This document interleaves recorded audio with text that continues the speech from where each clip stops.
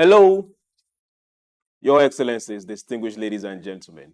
It's always a pleasure being here and knowing fully well that it's a Friday and you are on the other side, part of this particular program, SOUQ Pulse. My name is Chuks John-Rogers Chuks. We've had a very beautiful week. There have been protests across Nigeria, people standing up and trying to be counted and say, hey, listen to us. And it's been in most places peaceful, in some other few places not too peaceful. But for everyone out there, we'll tell you, go ahead, make your protest, make your voice count, get heard, but please be peaceful. The police and other security agents are also human. So on their side to be civil. We all want a better country for those in Nigeria and for those that wish us well. And a better country we will have. On SOUQ Pulse today, we are going to have a continuation of our discussion from the last episode. For those that were part of it, and if you were not, we were looking at GMO foods. Yes, you heard me. Genetically modified foods. And the track parts expressway they are finding into Africa. And we had a guest, Owoeye Temitope, do justice to that particular topic. But through our discussion the other day, we also veered into an area we said that needs to be discussed. And I'll bring that up. My name still remains the same. Now, for those that are wondering, Africa needs to go back to the farm. That needs a serious fix. Africa needs to till her soil. That needs more than a serious fix. Africa needs not just the numbers, but our ability to yield more and produce what she will eat. Our dependence for food outside Africa is not doing us any good. Apart from losing control, apart from also adding to our loss in effects, apart from food insecurity, Africa is battling with hunger in some areas. Currencies are failing in some other areas. But if Africa can start feeding herself, we can start seeing the light and find a leeway. And that is where we'll be going to today. What are some other issues that are causing food inflation? We'll take our topic and just oppose it with that. And also get our guests to talk about it. Don't go anywhere. When we return, I will give you the full gist of what the topic is. And also introduce you to our guest. I think you've met them before. Don't go anywhere. SOUQ Pulse will be right back. Now, on SOUQ Pulse today, we are looking at displaced farmers. Farmers that have left their farmlands. Farmers that have been driven away, be it conflict, be it insecurity, be it herders, be it whatever form you want to use it. Those in IDP camps. And we're looking at displaced farmers versus food inflation. And we are asking ourselves this question: what is the way forward? For people that want to understand what we are talking about, if you happen to be in Nigeria or you've been hearing news coming out of Nigeria of late, let's give you a typical example. There's a staple food in Nigeria called yam. Y-A-M. I called it just the way they call it on Nigerian street. Yam. That's something that in some places is a given. You can get it for free. But right now, as we speak, a tuber of yam goes for, a good tuber of yam goes for 8,000 naira. It used to be 500 naira. Then in some markets, it goes for as much as 12,000 naira. So that is where we are coming from. And that is what we'll be looking at. Now, yam, majorly the highest producers of yam is from the middle belt of Nigeria. If you're looking at Niger, Benue mostly. And the insecurity there has been something else. Now, other cash crops, other consumable crops. Every other crop is also coming either from the north, from the middle belt, or from some other states. And everyone is talking about this displacement. And we are looking and asking ourselves, if this particular issue has been happening over time, and now the result is in display, on display for everyone to see, and is affecting everybody, what is the way forward? To talk about this is a friend of the house, someone you've seen here several times. He's been here and lent his voice on issues that go beyond our national borders. Your Excellencies, distinguished ladies and gentlemen, I have joining us virtually Emmanuel Abushson. He is the CEO of TREMMA Agro Services Limited and a farmer. I like to always establish that for those that think farming is not sexy, I am here to shock you today. If you think you've seen people that are handsome and you think there are those that wear ties, sorry, you missed it. Let me even say it. Shame on you. You got it all wrong. I also have a second guest. You saw him. He was with us last episode, not too far, just yesterday. I'm talking of no other but Owoeye Temitope. He is also co-founder of an agri-business. So I'm covered. I don't even like saying an agribusiness. He is a full-fledged farmer. So I'm very, very covered. So, Your Excellencies, I welcome you to SOUQ Pulse on a Friday, on a beautiful Friday to be precise. And now we are looking at displaced farmers versus food inflation. What is the way forward? Welcome to SOUQ Pulse, gentlemen.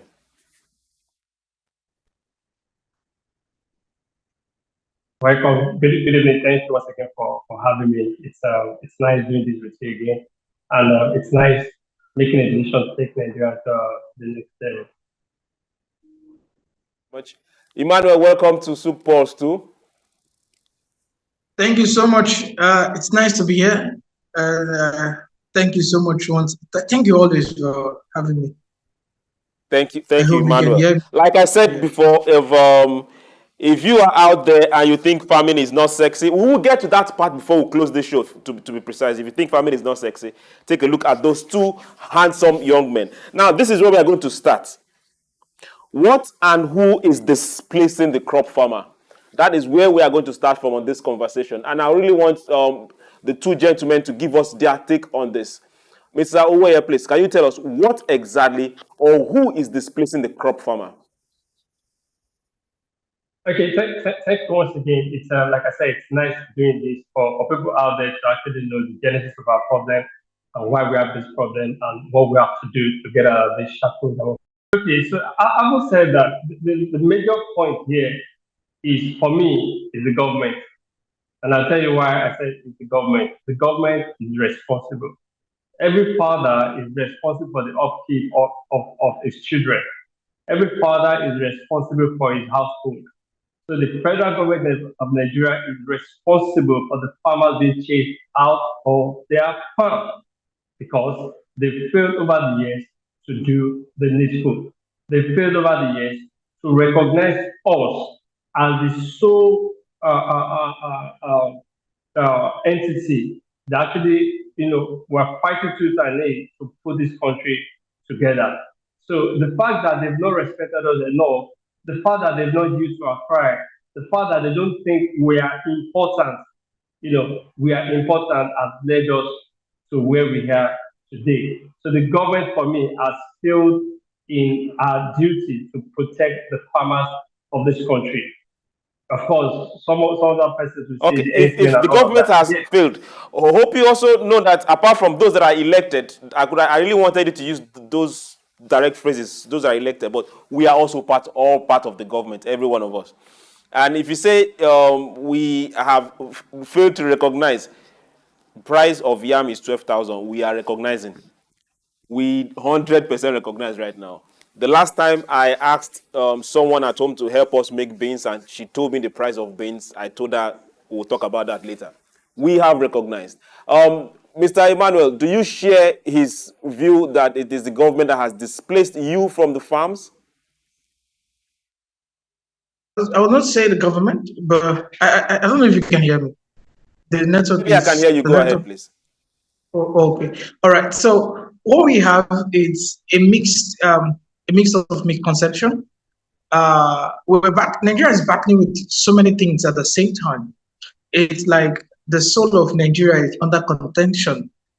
So first of all, from the headers who are having clashes with farmers. So we can see that these around the middle, just from states you mentioned earlier, Benue State, for example, we have the clash in Benue State between headers and farmers. Also in Kogi State. Then also we have the terrorists, the bandits. Now, for me, I think the labeling is one thing we need to correct. We need to give them appropriate labeling so that we don't fight shadows and throw punches in the air when we are meant to handle the things appropriately. I think that is where the other person is talking about the government are the one displacing the people. We are fighting things that were refused to label. So we talked about the bandits, we talk about terrorists, we talk about the Boko Haram, Boko Haram saga. Then we also talk about the headers, and most of these it might have political undertone. However, I think we should not talk authoritatively on things that we have limited knowledge as Nigerians. So all of the things are confronting us, and like I said, we just need to give them the appropriate label so that we don't also see. Okay, Emmanuel, your phone and your network is freezing right now. Who exactly has come for your network? We joined the headers or the bandits? We are not sure, but we know very well that they can't touch you. Now, let's move further. If we say the headers, you give some label, the bandits, you're looking at terrorism, you're also looking at non-state actors being responsible for displacing the farmers. Now, let's ask directly, to what extent has this displacement affected food inflation? Is it directly proportional, or there are other factors that are causing food to go up? Or just because the farmers are not farming or are absent from doing that particular work? Mr. Temitope, let's start with you, please. Of it, the government takes 80%. Now, let me quickly reanalyze something that's missing. When I say the government, it means, like I started by saying, the father is responsible for the upkeep of his household. So if a child is not going to school and that child ought to be in school, and the school fees have not been paid, the father owes a duty to pay that child's school fees for that child to be in school. So if the school fees is not paid because the father could not pay, the father will be responsible. So if the Nigerian state, the government, or those in authority cannot afford to protect the farmers, like I said, ever since the issue of Libya came up, we all know what has happened to West Africa. And the Ghanaian government, let me just point out, did something fantastic by equipping their police and all of that. And we have videos to that effect, that they were able to put the S-men, the bandits, and all that in their place for their farmers to be able to have access to farm. So I just want to correct that context when I said the government. For me, I put all the bandits, the terrorists, whoever that is causing the mayhem, I put them together. The fact that the government was unable to do the needful.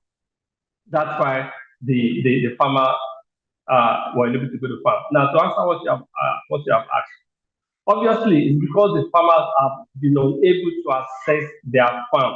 That takes about 80 to 90% of the whole thing. Of course, the remaining 10 to 15% is just the fact that they could not get the necessary support needed. How do I mean? In terms of fertilizers, in terms of the crops, in terms of helping them in field logistics there and there.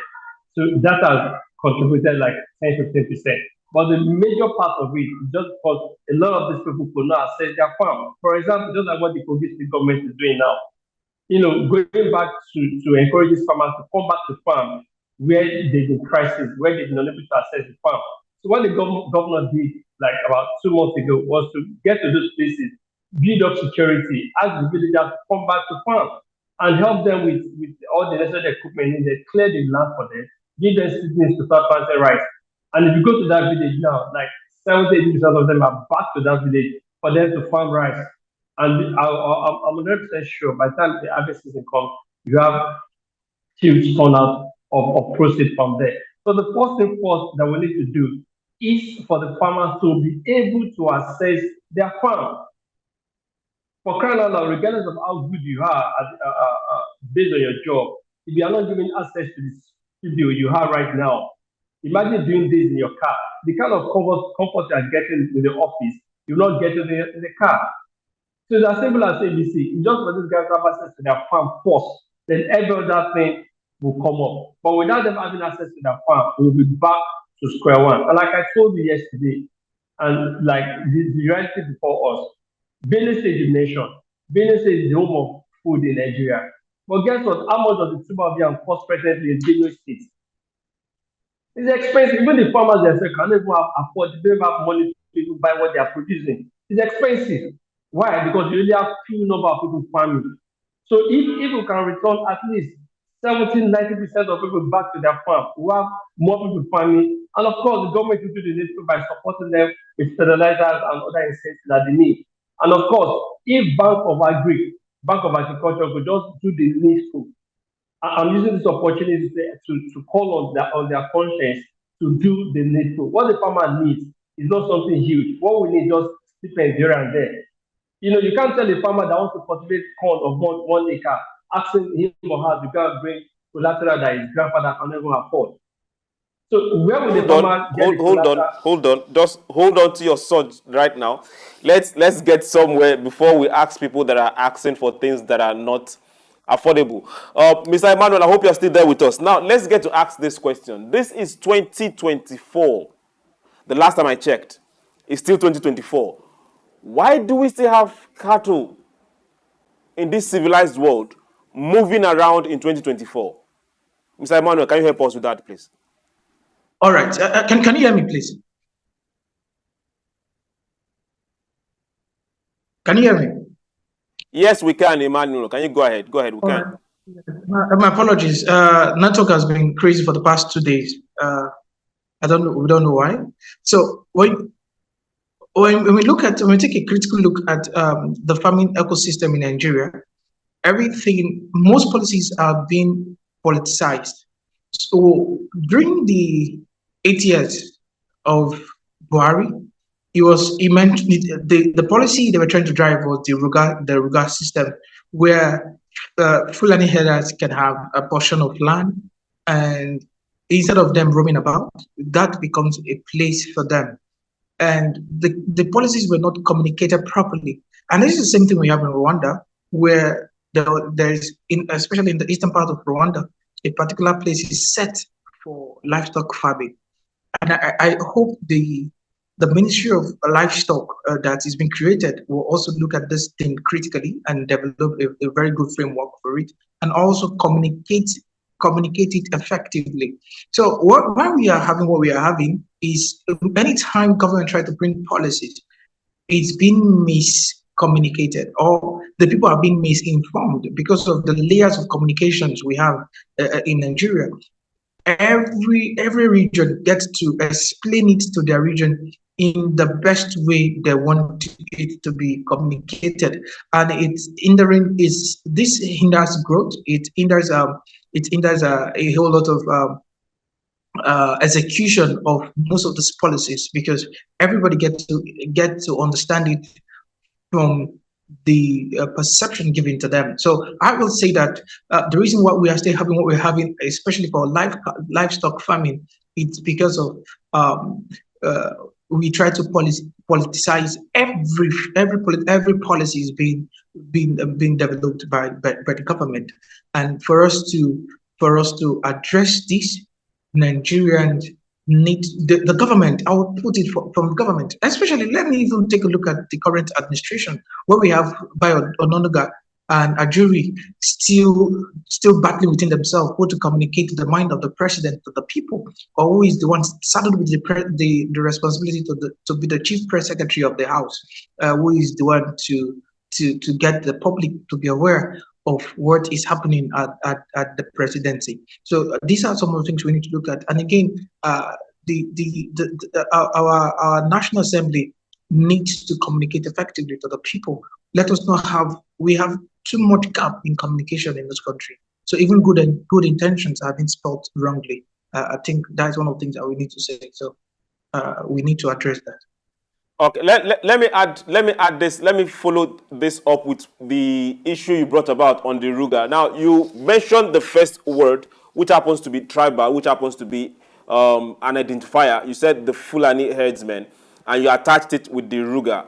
Now, the question will have been, if I am on the other side, why should I be giving my land up for a Fulani herdsman in my land? Why was I not communicated and told, okay, give land for cattle rearing?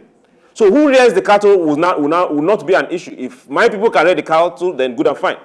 If we want the Fulani man to rear the cattle, good and fine. But if we say give the land for Fulani headsmen to rear the cattle in my village, then we're having an issue. Why was that communication? What was out there?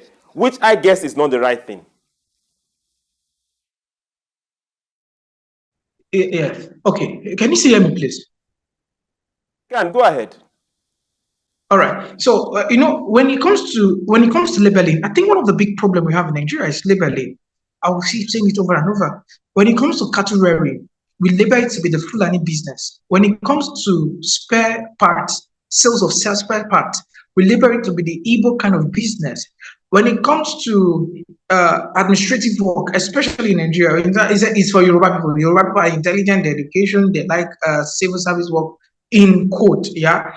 So when we now talk about livestock, because there's a population of people that are interested in this nomadic business, so it is labeled to them. But now, I think when the phrase is being addressed properly, Nigerians can now understand that, okay, it's not just a business for a set of people, but for us Nigerians. I think the labeling, first of all, comes from the notation that these are the people that are doing this business. So we're giving our land to these people because they're the one roaming about with their cattle.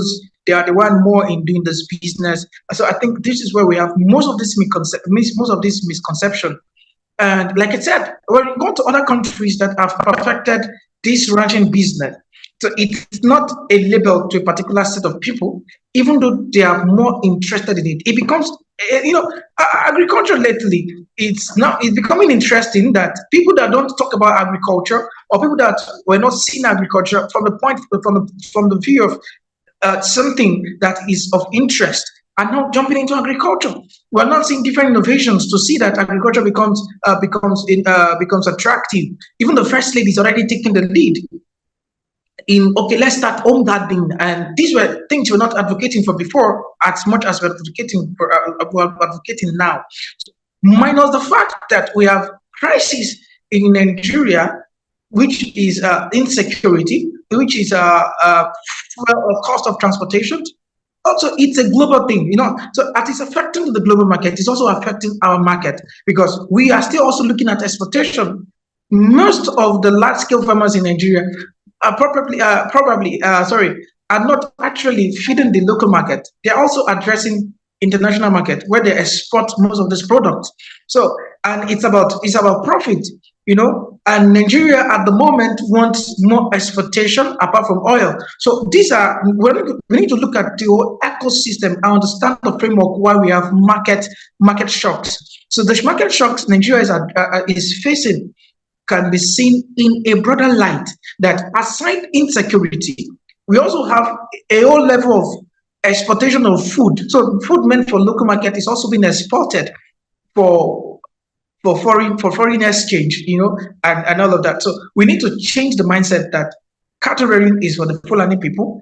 Farming of grains is for the Hausas in the northern part of Nigeria, and then a few of our farming activities happen in the southeast. You will be surprised to see that in the southeast, a lot of farming activities are going on there. You'll also be surprised that cocoa farm, it's happening heavily in the south.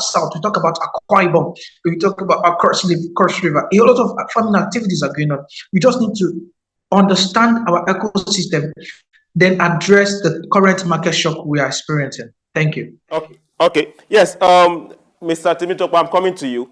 Now, you talked about what's happening in Kogi State and the government trying to get the people back to the farm.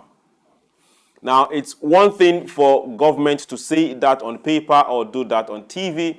It's another thing for them to get on the field, which is where the real issue is, and do that. And that you've spoken about. Now we have several IDP camps. And sadly, a high number of people in those IDP camps are farmers. We as a people, that's what the Constitution calls us. How can we start taking responsibility when government come in and say, okay, we've secured from plot A to plot B, we'll stamp our feet down, they stay in front, and we're able to tell our people, let's move. What form of communication should the people, be it at the local level, be it at the state level, start passing to the local farmer to make him live where he is staying right now and he sees himself a bit secured to start moving back home? Okay, let me give you a bit of story to that, and probably this will help us. I think the first thing first we need to do, and we need to understand in the context of what farming is in Nigeria, is we need to understand that farming is a private business. Be it animal husbandry, be it poultry, be it crop farming, it's a private owned business. It's a private owned business, whether you are Fulani or what have you. It's a private owned business. That needs to be set straight, and that's important so that we'll not use too much of grammar to convince ourselves. It's a private business. Now, for example, look at what is taking place in Uganda. And why is Uganda taking the lead when it comes to goat farming and all of that in East Africa? Is because everybody is doing his or her own part as to this is my work. You have lecturers leaving their job, you have guys from America going back home to Uganda to set up farming. Why? There's security. Now, there are things you will not do in northern Uganda. Why? Because you have a couple of Muslims over there. You won't dare go there and do pig farming and all of that. No. So everybody understood what they have to do, and everybody's playing by the book. And the government is doing the needful to protect these people, to help to have them have their farm protected. And that's why you have the success that Uganda, Kenya, and the rest of that, especially Uganda, over the couple of years, the kind of success is registered. Now, how do you communicate with someone that you chased out of his or her farm for the past 2, 3, 4, 5 years? Of course, it's hope. It's to say, come, this place right now, and that's why I was sad when I heard what happened in Corona yesterday. It's a sad thing because this is what we were thinking. Okay, gradually the life is getting back gradually, and now you have social numbers coming back again. You have these guys taking over territory gradually. That will not encourage people to go back to that farm because, of course, the uncertainty. They're not sure of what it is they will get. So the government, I think it's just on the local level. You see, farming has taken me about 32 states of this country, and I've done things, and I understand that the local connection matters a lot, and that's what we are missing. From probably the valley, that's the western side, or to the chief or whatever, it has to be done locally. Our problem is local, and it has to be solved in a local way. So it has to do with the government or the governor or the local government chairman connecting to each district head as to see, let's take the district head to their village or to their section, and they could see, okay, they're there for 2, 3 days, nothing happened. I don't even understand. They're there for a week, nothing happened. The district head goes back to relate to the farmers as to see, you are free. And these are the measures they put in place to ensure that these guys do not come back into your farm. It's just simple. What I need is assurance. What I need is assurance. Like I said, I was talking about Niger State Governor yesterday. I would love to go back now because I know there are things they have put in place, and I'll be communicating with my guys. And everybody's saying, sir, this is the best time to do what we'll be doing. Why? Because we are sure that, okay, from this end to this end, for example, from Mokwa to Kanji, now you are sure that there's nothing like boundary trade. So I can go back and do what I've always been doing. But of course, probably from Govansi, Babana upward, I might not be able to do so. Or some section of Kotangura, I might not be able to do so. But I'm sure, okay, this I'm secured, so I can do it. So it's just proper communication. And you can't do that with big grammar. You can't do that by connecting to the locals, connecting to the district head as to say, we've done AYZ for you, we've chased these guys out, and we'll put this barricade in place to ensure that they will not come in, to attack you. And most importantly, you were talking about Luga and all of that. See, I just bought a couple of acres of land in Ogun State, about, I think, early this year. One of the things that attracted me was because I saw a signpost saying cattle roaming about is not allowed. That alone gives me security. That alone gives me a sense of, okay, whatever I plant is secure.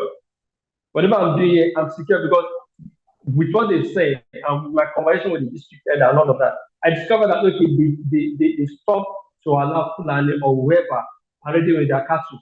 That settles it. So that's what the government needs to pass across to the local. And see, Nigerian farmers, We are not really asking for much.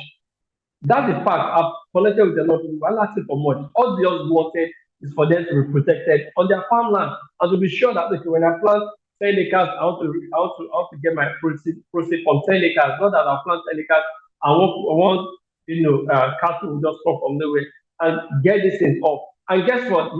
We are cooking up a bigger problem if the need food is not done. A few months ago, somewhere I think in Kwara State, I don't know if you heard about it. Somewhere in Kwara State, section of elders moving to a particular farm. By the following morning, they were all dying one by one. In fact, you could see chains of cows on the floor. So what that means is farmers are not taking the laws into their hands. They know they don't have the guns to shoot. They know they don't have the cutlass and all of that. Now they're taking the laws into their hands by doing what? Probably, putting poison in their crops and all of that. And these guys will come, they'll die. So at the end of the day, we're having misbalance. And that's what I've said, for me, the government needs to do the needful by communicating with the farmers, get to the locals, speak the language they hear. And what they want to hear is, you've done the needful, you've cleaned up the mess in my village, I can go back and farm, nobody will come and attack me.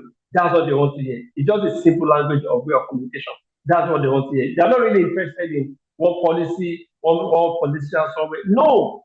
What they want is, yes, I can farm in my land and no cattle or cow will come in. Why don't you have the same problem in Uganda, for example? Why can't you take a lead and left what they're doing correctly? Why are we not having this mess? Why are we not having this problem? Our friends have hundreds of acres of farmland. And what did they do? They solved their problem. They didn't wait for the government to create frugal or whatever for them.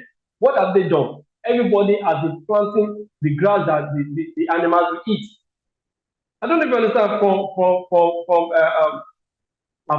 Yes, I totally understand. I totally understand. We just try to look for the best possible way to avoid conflict between the herder and the crop farmer. Now, Emmanuel, I hope you're still there. Let's ask this particular question. We had a ministry come up sometime last month, yes, called the Ministry of Livestock Development. And one of the major reasons given for that ministry formation was to be able to curtail and stop the conflict between herders and crop farmers. Do you think a solution is going to come out of there, or is just another political arrangement?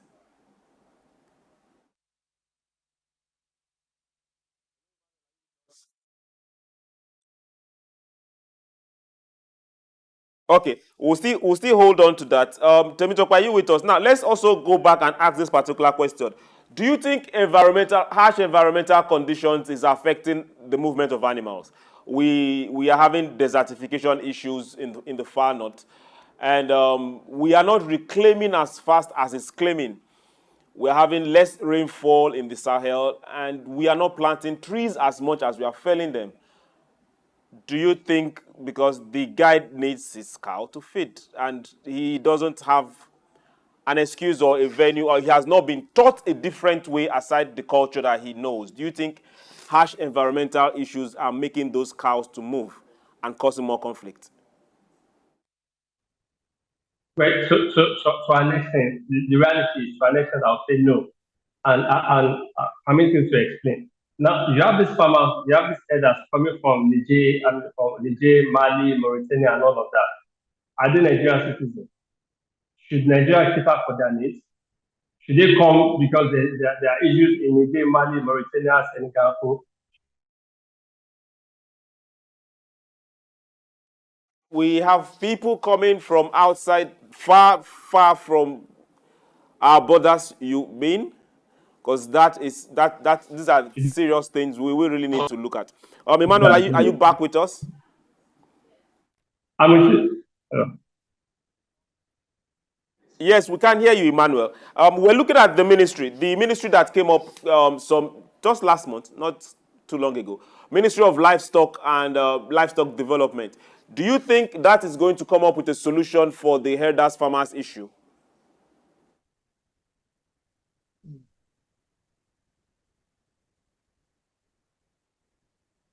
Yeah, you go ahead. Okay. Can you hear me? Can you hear me, please? Yes, we can. All right. So when we take a look, when we look at the Ministry of Livestock, I would just say that it is not, for me, it's not addressed. It's not meant to address the current challenges we have. The challenges we have are spelled out clearly. Just like the other speaker was saying, we have many people, we have many herders tripping in from Adamawa State, who passing through that route to come into Nigeria from Niger. And now, because they are not Nigerians, it's easier for them to spark up whatever they want to do, and they know that they're going to go scot-free. So that should be properly addressed. Now we have the Métis Allah group that I would like I said, communication, conversations, dialogue with these people can recreate the narrative, because we need to start recreating the narrative. Now, earlier the other guest spoke about farming as a private business. Yes, we know that farming is a private business, and just like every other country, government are meant to create enabling environment. Because how I see this as, I see it as people, platform, and then performance.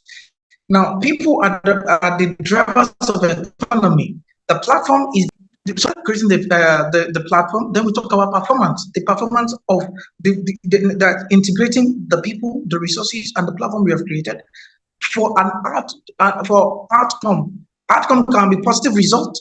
It can be that outcome can result to any other thing. So we are going to look at it very well. The Ministry of Livestock is a body into the federal government in terms of cost, when we take a very critical look at the current cost of governance.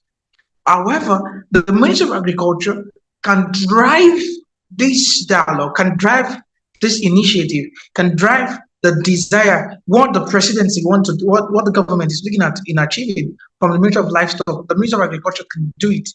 And I want to say that the current Minister of Agriculture and the State Minister of Agriculture, Senator Owoeye and also Senator Kyari, they are doing, I would like to put it, they're putting in a whole lot of systems together to support agriculture, but we need to start looking at the internal. We need to start looking at barriers, the vested interests of which every of these policies are going to affect. Then how these power breakers can be settled for us to have our desired results. So I think we need to look at the ecosystem in a broader light, looking at it through systematic thinking. We need to start becoming systematic thinking, not just interested about outcomes that lead to results, but also outcomes, whatever it plays out. Okay, what should we be expecting? Expectations, not just entitlement. What are expectations from every of this? So when we put in this, what are we expecting from this? Then when you take a look at our budgets, the Ministry of Agricultural budget, you see the gaps are there. The government know what to do to get it right.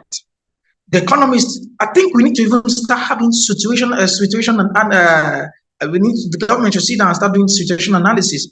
That, okay, why do we have this? Okay, what should we tackle to address this? So when we can tackle this, it's going to address this. Okay, when we tackle insecurity, okay, we're going to achieve this like that. Then we might be able to get some specific results. This livestock Ministry of Livestock, I will say it's a cost. It's the cost burden on the government, and it's not what we need at the moment. We need to reduce cost. This is additional cost. There are departments in the Ministry of Agriculture. We have in Ministry of Agriculture, we have the Department of Livestock, we have Department of Mechanization, we have Department of Agribusiness Market, Agribusiness Sales and Marketing. So these departments should be empowered. It's just like we have Nigerian police, and Nigerian police are not being empowered. Let me just take a quick example. So someone commits a crime, and let's say a politician commits a crime, for example, or his family member commits a crime. Instead of him to get arrested, he tells the policeman, "Do you know where I am?" Then he picks up his phone, call the brother or his sister that is a politician who is in power. Then the policeman on the street gets a call from the guy at the top, just in quote, what we call them. Then he he's being rendered powerless in carrying out his duty. So most of the agencies and departments we have created, we have made them powerless because of how we administer them, how we allocate budgets to them. So they are just in their office having titles without functions, without functions, without drive, without the power to drive their office into functioning to function effectively. So I would say that whatever agencies we've created before now should be empowered to function as it ought to function without any form of interference. I think that will drive the result we're looking for. Okay, thank you very much, Emmanuel. Now, let's go back to you, Mr. Temitope. Our time is almost up. Now, we are going back to really the basics, directly the basics. And I like the example you gave before. You brought about what's happening in Kogi State, you brought about what's happening in Niger State. Now, Niger State governor is one that has taken an initiative that every other governor is standing and some going there to go and look if it's happening or if not happening and taking cue. Now, if the Niger State government can stand and say for every single copper that wants to engage in farming, we will pay your stay, we will pay for you to get into the farms, and we will also make sure you get your produce at the end of the day. This is something we should be emulating. Do you think at any point in time that the governor and the government have gone ahead to make sure that before this expense is made, security is 100% on ground to make sure that the farmers themselves have no issue? Or do you think that it's just a procrastination?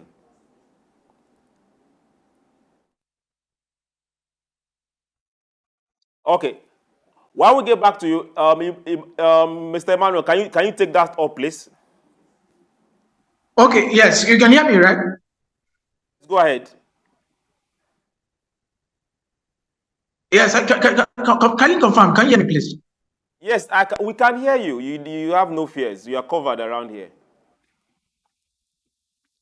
Yes, now we're looking at what's happening in the Niger State. Niger State has taken agriculture by the horn.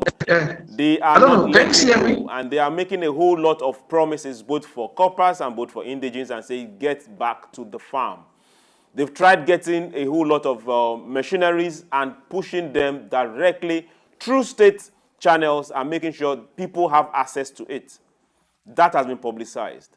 Now we are looking at that same issue of security of the farmer and his ability to produce. What should we emulate from them, and what should people on ground there in Niger State start doing to take advantage of this?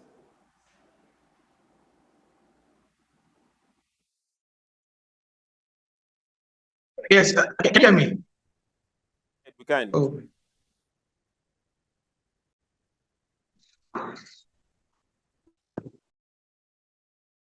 Okay, we are having back and forth when it comes to network issues, and we just know nothing can stop us.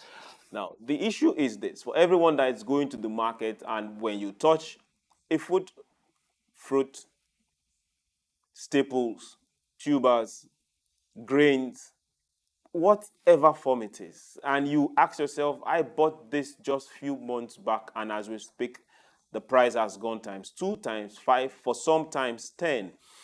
A lot of times people look at it and say devaluation of the naira. Yes. People say dollar. Well, there's a big question mark to it. Now we're asking ourselves, have we really asked ourselves to what extent did farmers produce this year, last year? Can we look and ask for statistics of what has been coming out of our farms in the last 4, 5 years? Those statistics is scary because it's going down. Someone made a statement here on the show yesterday, on the program yesterday, and was very specific. He said, if we don't stand up now and get counted, as in getting our hands dirty on the farm, it's going to get worse. Why? Because the farm is less busy than it used to be. Yes, we import crops. Yes, we import grains. Yes, we import several other things. But mind you, Cameroon is our neighbor. They also have issues. Niger is our neighbor. Sudan is not too far. Benin is not too far. But mind you, they buy more grains from us than we buy from them. So they also depend on us. So to what extent have we as a people decided to, hey, let's produce the smallest we can to fight hunger? That's my responsibility. That's your responsibility. And it's the responsibility of government at every strata to make sure that I am safe when I step into the farm. It's the responsibility of the government to go far before every single person and make our borders safe. We have no excuse. Bandits should not take places that the farmer needs to crop and plant. And in some areas, they tax them. That is unacceptable. So everyone has to put their hands on deck. While we fight and make sure the economy grows, we need to eat. Like Owoeye, Temitope will always say we are a product of what we eat. If we can't produce what we are eating, there is no bigger conflict than food conflict. You can take that to the bank. There is no bigger or worse security than food insecurity. So we all need to get busy. We all need to look at ourselves and dust and get back to the farm. And we'll hold our leaders responsible and say, go ahead and give us that security. To everyone out there protesting, we say, be safe. And remember, whatever you burn today, you will pay for it tomorrow, whether you know directly or indirectly. And be your brother's keeper. But among and above all, seek peace, both with yourself and with God. I want to say, have yourself a beautiful weekend. Don't fight. Love your neighbor as yourself. My name is Chuks John-Rogers. We'll do this again on Monday. To my guest, Emmanuel, I want to say thank you very much. And Owoeye, I want to say thank you very much. Sorry for the bad network, but hey, we'll get to talk again not too far from now. Have yourself a beautiful weekend. Bye.